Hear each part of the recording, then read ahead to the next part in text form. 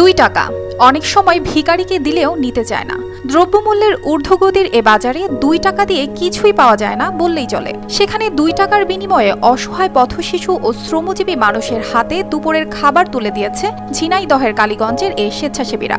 এসব খাবার নিতে ছুটে আসেন পথশিশু ও শ্রমজীবী মানুষেরা। যারা 2 টাকার খাবার দিলে তাদের জন্য খুব আমার ভালো লাগছে, তারা যেন এই উদ্যোগটা যেন বজায় রাখে। প্রগতি স্বেচ্ছাসেবক সংগঠনের আয়োজনের কর্মসূচি অবশ্যই ভালো, এতে অনেক সুবিধা বঞ্চিত মানুষের উপকার হবে। 2 টাকার খাদ্য ফেলা মোটামুটি সবার জন্য এখন ভালো। তৃপ্তির হাসি ফুটুক মলিন মুখে, এই স্লোগানে জেলার কালীগঞ্জ বাস স্ট্যান্ড জামে মসজিদের গেটে দেয়া এই খাবার তৃপ্তি ভরে খান উপজেলার প্রায় 200 শ্রমজীবী ও পথশিশু। প্রতি মাসেই আয়োজিত 2 টাকার এই খাবারে থাকে সাদা ভাত ও মুরগির মাংস।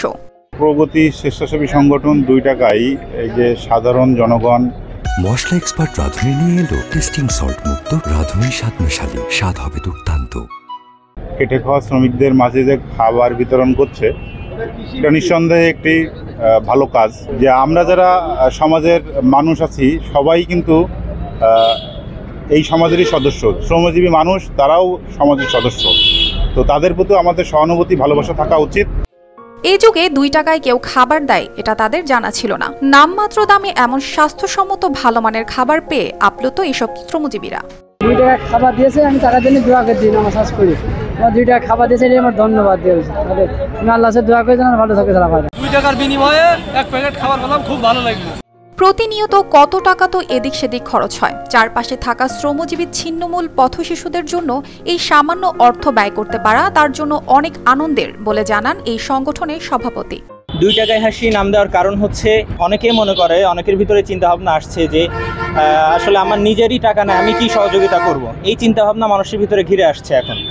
তো ওইটাকেই খণ্ডন করা এবং নিয়মিত অন্যকে দানের অভ্যাস গড়ে তোলার জন্য আমাদের এই আয়োজন, যাতে সর্বনিম্ন 2 টাকা করে হলেও মানুষ প্রতিদিন দান করতে পারে। এবং মাস শেষে আমরা এই প্রজেক্টটা করে থাকি।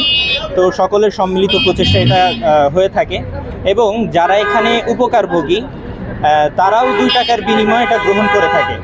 অর্থাৎ নিজেরা খাবার কিনে নিচ্ছে, খাবার কিনে খাচ্ছে, এই মনোভাব যেন তাদের ভিতরে থাকে, নিজেদেরকে যেন ছোট মনে না করে, এই জন্যই মূলত এই আয়োজনটা করা।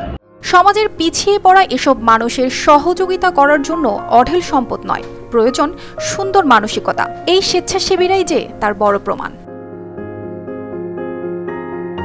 News desk, RTV।